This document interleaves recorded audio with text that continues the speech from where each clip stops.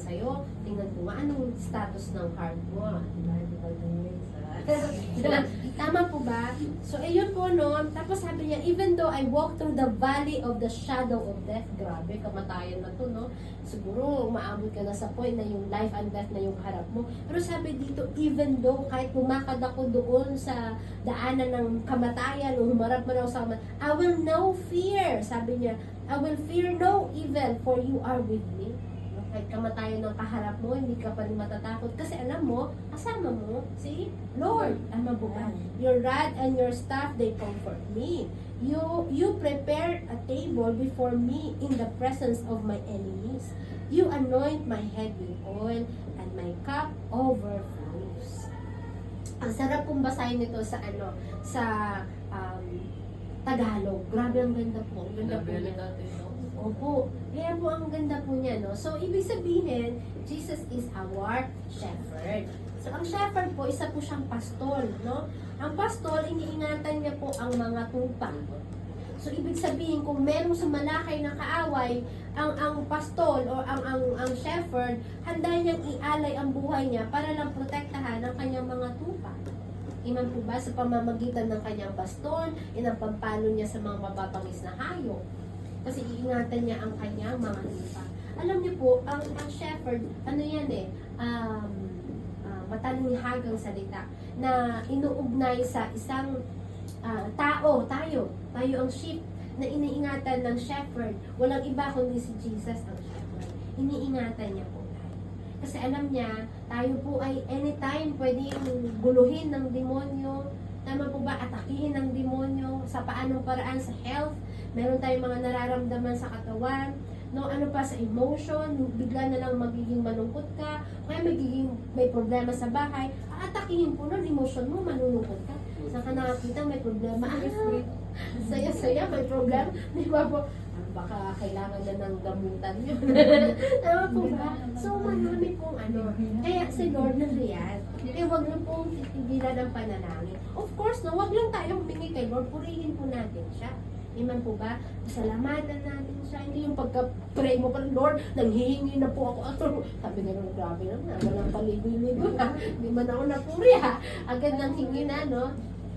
So, the Lord is our shepherd. Tapos binanggit kanina, the Lord is my shepherd, I shall lack nothing. Ibig sabihin, walang magiging pagkukulang sa iyo. Amen po ba? Walang pong pagkukulang. Si Lord po, our provider, our healer, our comforter, our destiny helper, no, our help in times of need. Pero baka mamaya magtatanong tayo, bakit ngayon nahihirapan pa rin ako sa kaperahan? Diba, si Lord, mabuti na payamanin niya ako. Oo, payamanin kayo ni Lord in His perfect time. Kasi pinoproseso pa kayo ni Lord sa mga pinagdadaanan ninyo. Kasi pag binigay ni Lord ang blessing na yon, baka mamaya makonsume ka ng blessing. So, sobrang ligalig mo, nakalimutan mo na si Lord. Ay, simba pala. Oh. Ay, busy ako. Ay, mga ganun po ba? May pera naman ako, masaya na ako, hindi ko na kailangan si Lord, okay mo na magsimba. May ganun po, pinoproseso po tayo. At the same time, nire-ready tayo ni Lord na pagdating ng blessing, andun pa rin yung humbleness. Diba? Kasi minsan pwedeng malaki tayo na, dahil sa akin, kaya ako umasal. So, hindi po, no? Kaya pagdating ng panahon na prinoseso ka ni Lord sa mga pagsubok, no? Kay Lord ka talaga tumatawag. Pag na-answered prayer ka, hindi ka magmamalaki. Sabihin mo, ay po, dahil po kay Lord. Mayroon talagang dating dahil po kay Lord kasi nga yung pinagdaanan mo. Iman po ba? So si Lord is our shepherd.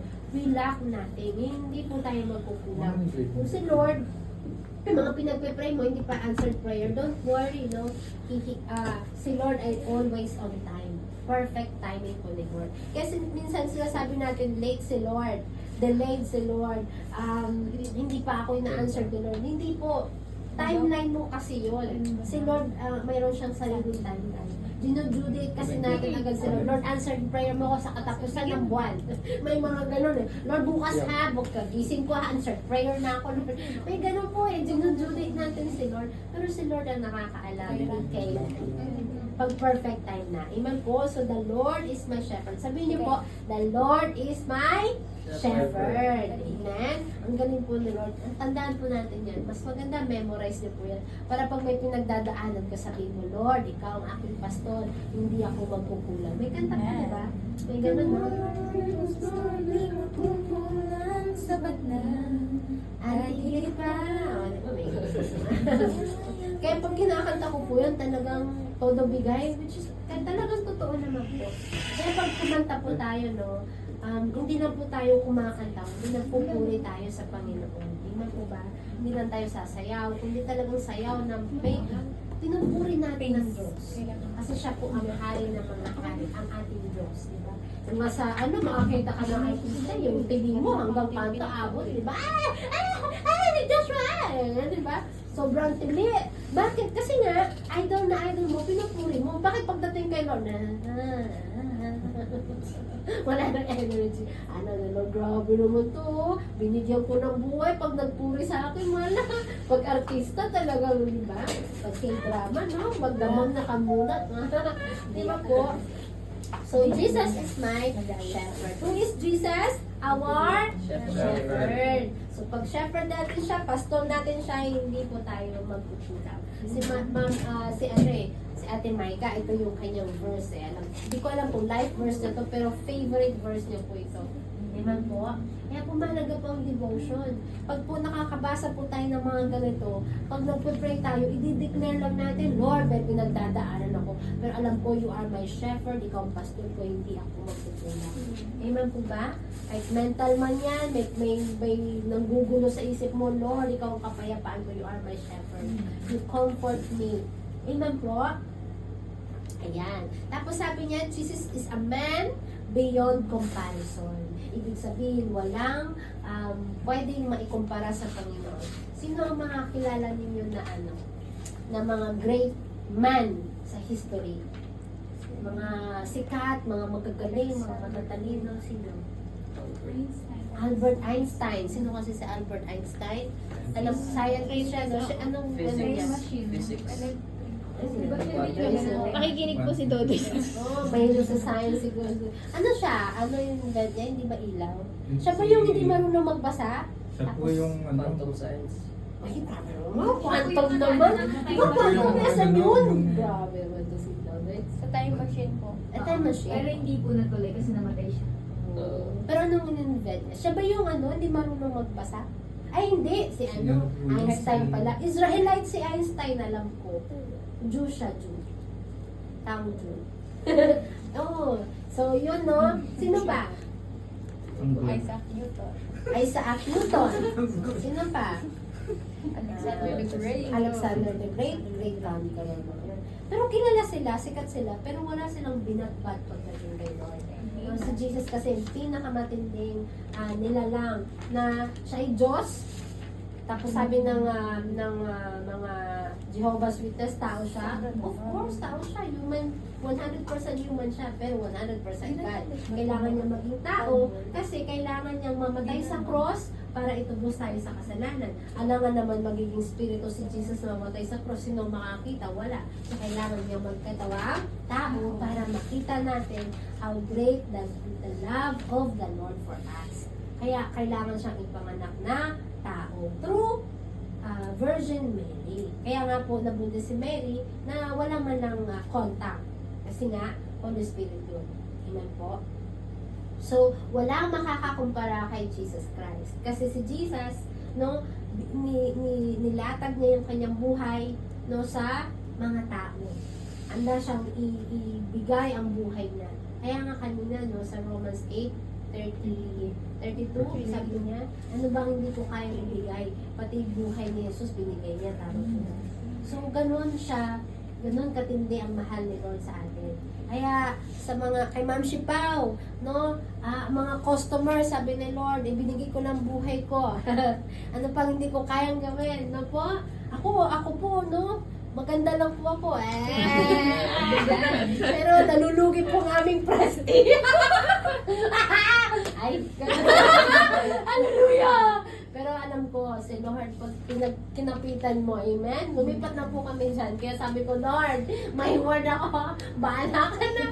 Amen po ba? Ganda na po tayo. Pero nalulugi po kami nun sa press. Hindi naman po mukhang nalulugi. Oo, hindi halata. Kaya sabi ni Kuya Russell, sabi, hindi, nanulugi ka pala, ma'am. Hindi man nalata sa'yo. Sabi nga, nag-ministry ka pa. Oo, sabi ko, ganyan po. Ganyan po talaga. Amen? Buti na lang na kay Lord tayo. Ay kung hindi, ay nasa daan po ako noon. Sisa, Christine, where are you? O, diba? Yun ang kinaibahan natin. Kasi na may Lord tayo, may pananampalataya tayo. Amen? Lubog-lubog ka na sa mga kung ano-ano. Ay, basta may Lord ako. Naalala ko si Pastor Jay. Nagtatrabaho yun sa abroad, sa Oman ba? Opo. Oman, no? Ayun, syempre dollars ang kanyang no? Umuwi siya sa Pilipinas, wala siyang ipon. Tapos, magpapastor siya. Grabe, no? Sabi ng asawa niya, nagpakasal sila ulit. At this time, Christian wedding, lines ng pastor, gano'n po. Sabi ng asawa niya, mag-ano na tayo, mag-aasawa tayo, gano'n. Sabi ng asawa, may pera ka. Sabi ko, inulit niya pa, may pera ka. Marami nakarinig niya. Sabi ni Pastor Jay, may Diyos ako. Pwede sa pagkakas. Oo nga, no? Kahit wala kang pera, basta may Diyos ka, talagang itatawid ka ni Lord. Kaya, minsan kasi, hindi tayo, ayaw natin kumilos, natatakot tayo, kasi wala tayong tiwala kay Lord. May mas tiwala tayo sa 5'6".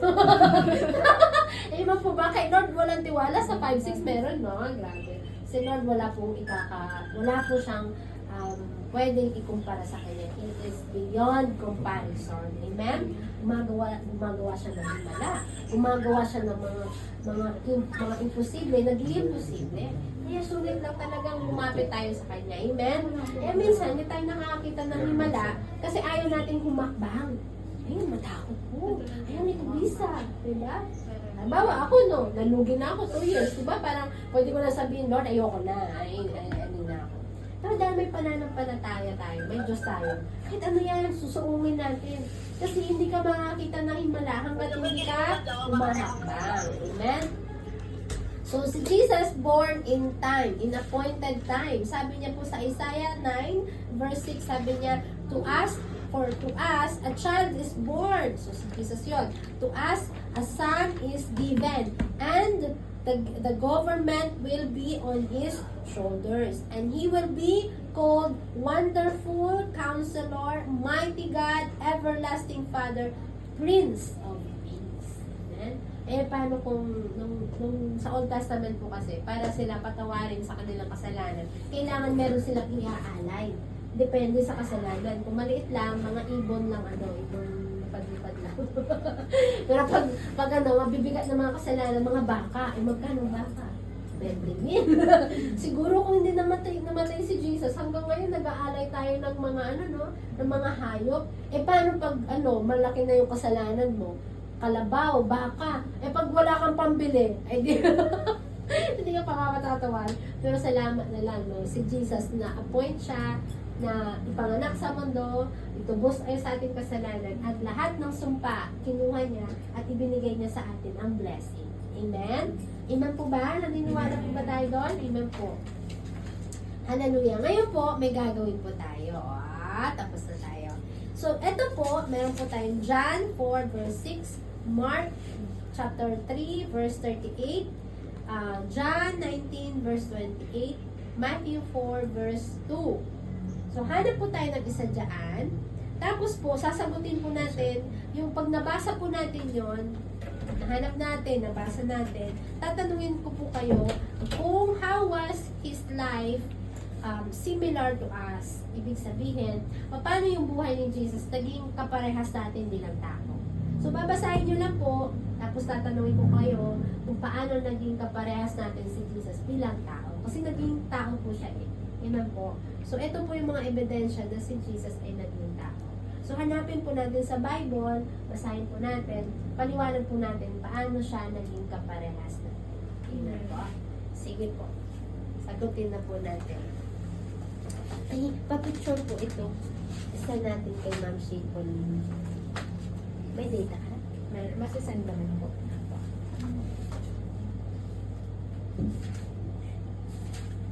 Ano lang po, 2 minutes. Ito po. Pili po kayo dyan ng isa. Hanap po ninyo sa Bible. Basahin niyo po and then... Hindi mo dala, ma? Ha? Tama ko po. Ay, sorry po. Sige po. Pili lang po kayo isa.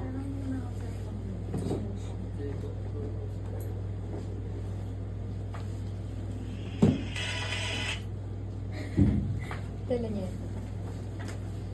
Meron po ano? Diyan po ba? Mama ko yun.